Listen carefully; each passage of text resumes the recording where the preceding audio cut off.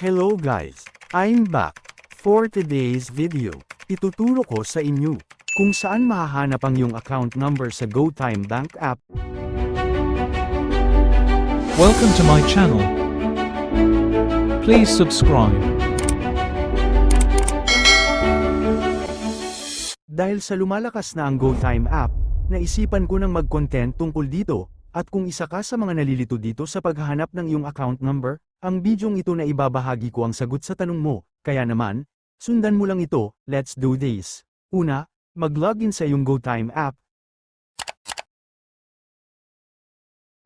Sa homepage ng iyong account, makikita lahat ng services na meron ng GoTime Bank.